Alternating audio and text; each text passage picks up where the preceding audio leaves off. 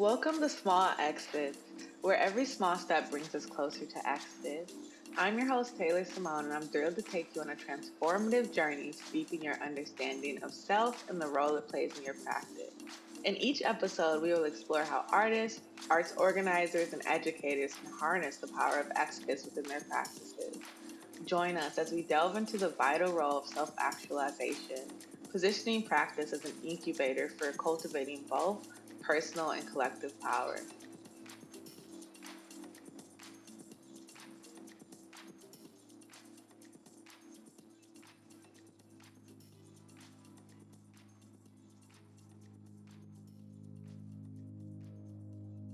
Hey, this is Taylor Simone here with you for another episode of Small Exits. In today's episode, we're going to be exploring what it means to cultivate acts of exiting in your art practice and then its relation to exodus as a project or an idea.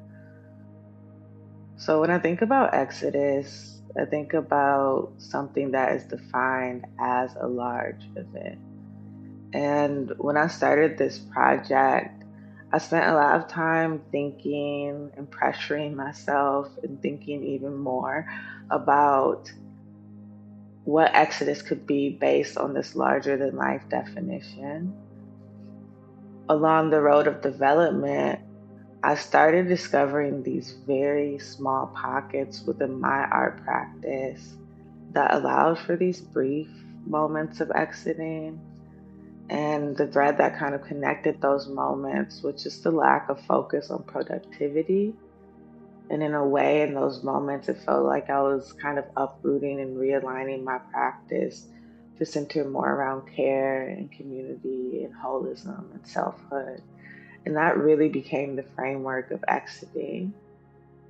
In the publication From Seed to Summer in Archive and Reflection, I spoke to this idea that the energy we cultivated together on that acre of land in Virginia did not travel with us when we collectively went to collaborate with an institution in the city. And we had formed a collective practice with the rituals of meeting and intentions of understanding practice in a more holistic way. The discussions, the community guidelines, the time we spent on the land, that really became another layer to this framework and really scoped the boundaries of that collective practice. And by the end of the summer, I wrote the phrase small exits that lead to exodus. And I left with a desire to find that magic and safety that was conjured in that space through those specific intentions where selfhood could fully express itself in totality. For me, it presented a new sense of wholeness. So, what is exiting?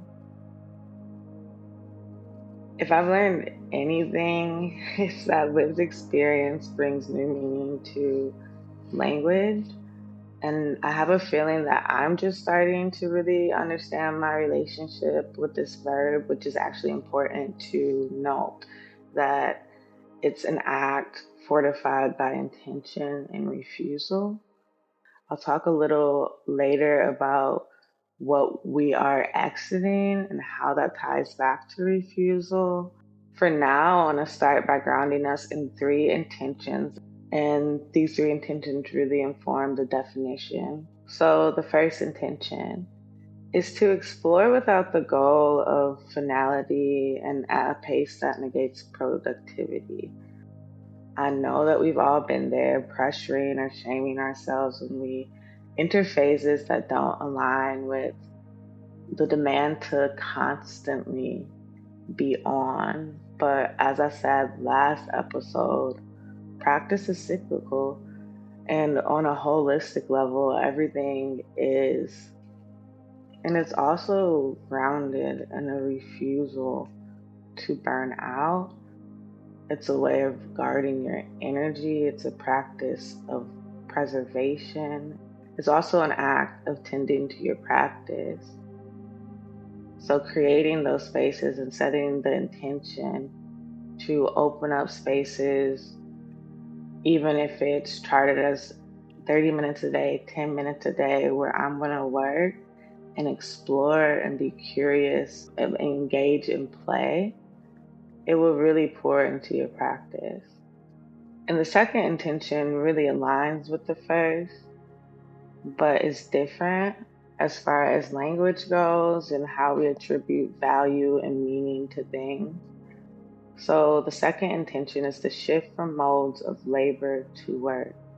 So in this context, we can look at labor as the energy expended that is guided by pressure, shame, necessity, or obligation of productivity. Work can be viewed as something rooted in free will. It is led by spirit, individual desires and needs. So work can be rest, being with loved ones, making, organizing, running errands, making space for difficult things, healing, etc. It's really up to you, and it's also validated by you.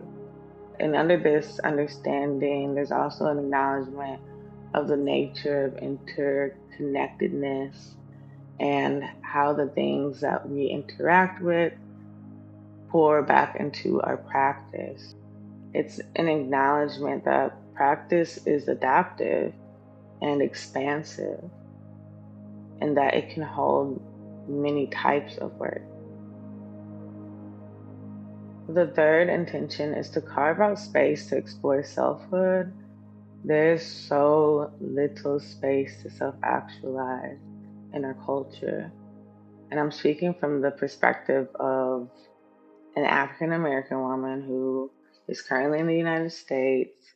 I'm speaking from that experience, and I do wonder if others feel this too.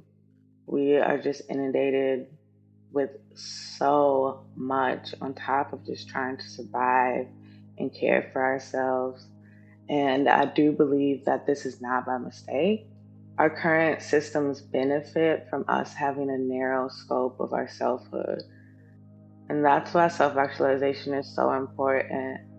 So, Exodus holds this definition of selfhood: one's unique vantage point within both the perceivable and unperceivable truth of a singular body ecosystem.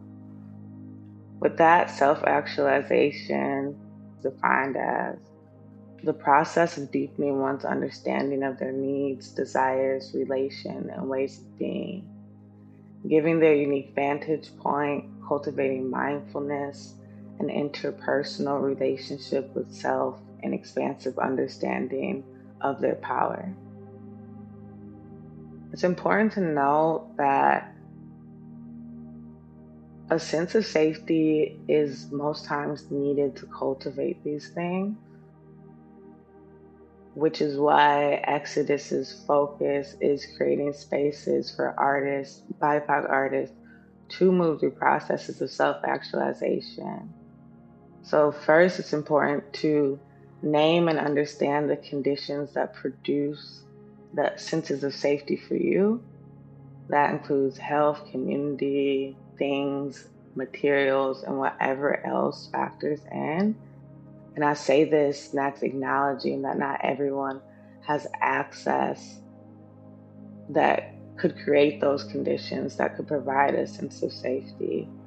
And that is just something that needs to be said. And for me, I found even through moments where the conditions are absent, that my art practice has really acted as a place where I find a sense of safety, even if it is in a small passing moment. And I found that within my practice, I can show up as the fullest version of myself, which is amazing. And I found that I can fall apart and come back together within the framework of my practice. I found that I can make space for both interpersonal and intrapersonal work, or work that is more pointed. And when I first understood this, I started making space for my grief, and I found that the process was so closely related to the process of self-actualization, and it quickly opened up spirituality in my art practice, and I moved through the body of work, garnering a better relation with myself, work, and the power to produce growth, both in myself and in the environments I navigate. So that's a part of the power of carving out the space to exit in one's practice. So, what is exiting and why is it important? Exiting is the act of creating space that redefines labor, allowing for explorations without the goal of finality or pressure of productivity, producing a sense of safety that allows for processes of self actualization, deeper relation and reverence towards materials, and new understandings of both personal and collective power. One of the books I read this year was Bell Hooks' Communion, The Female Search for Love. On page 32, Bell Hooks says, uniting the search for love with the quest to be free was the crucial step. Searching for love, I have found the path to freedom. Learning how to be free was the first step in learning to know love. I share this quote because it's been so important to the development of Exodus as a project. It feels like the final puzzle piece that fell into place and really helped to ground the curriculum. It answers why this practice is so important because it really is a practice of sowing liberation. It brings light to the ways of being that we move towards within a legacy that really is so deeply tied to the work of abolition, whether we're actively engaging in that work or not. So, circling back to the mantra for Exodus, small exits that produce Exodus, I want to say that I do think it's idealist to believe that a practice can be fully uprooted from a system of capitalism. Look, we're in it. And I've been privileged enough to find something that I love to do that I feel more comfortable positioning as labor versus my art. Not everyone has that privilege, and not everybody wants to position their practice in those ways, which is why exiting is positioned in a space of grace.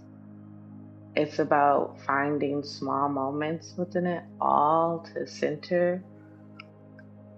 So, exiting is not about speculating about a time when we can. It's not about denying the time that we're currently in. It really is about moving forward little by little, exploring what peace in this lifetime can look like and what that can look like in the future. If we move forward with small acts that become large through a shared intention to uproot, if we cultivated a new culture around art by first finding examples in our own practices and being bold enough, having the audacity to share them, and understanding the magic that is practice. It's really shifted the idea of Exodus being large in a flashy sense to being large in a collective way, which offers so much more room for grace on my end. So now that I've shared with you a foundation of what exiting is, I now want to share some prompts of practice that will get you started with opening up modes of exiting within your practice. So I've crafted these prompts around the first intention to explore without the goal of finality and at a pace that negates productivity. So, when was the last time you experimented without any expectations? And by expectations, I mean without thinking about a specific piece and what it has to look like in the end, deadlines, or just any external pressure. When was the last time you made room for play in your practice? Give yourself anywhere from a half an hour, a full studio day, or a series of explorations over a week where You can practice without any expectations except to explore, to find joy, and to move from a place of peace. Pick a new material and a material you've been working with for a while. Try a new way of processing, change your position of working and your location of working, and don't worry about the final outcome. If you don't finish and it doesn't get anywhere, that's okay. Lean in and enjoy the process. And when you finish, just make sure you make time to free write, jotting down anything that comes up during the process, phrases, techniques, your mood, etc. I hope that you find this prompt to be helpful moving forward in your practice. And that's all that I have for you today. I hope that you have a beautiful week moving forward. I hope that wherever you are, you're finding time to sow love into your practice, to sow love into yourself.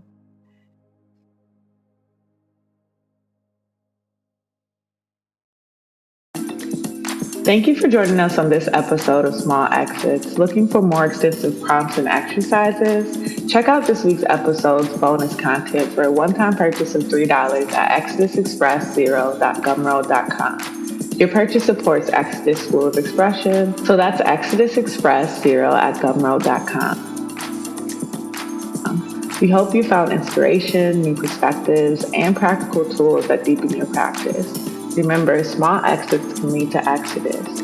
If you enjoyed today's episode, don't forget to subscribe to our podcast on your favorite platform so you never miss out. And please take a moment to leave us a review. Your feedback means the world to me and helps me continue delivering valuable content. Stay connected with us on our social media platforms. Follow us on Instagram at Exodus_expression and TikTok at Exodus Expression. Thank you for being part of Exodus School of Expression's community. Until next time, this is Taylor Simone signing off from Small Exits.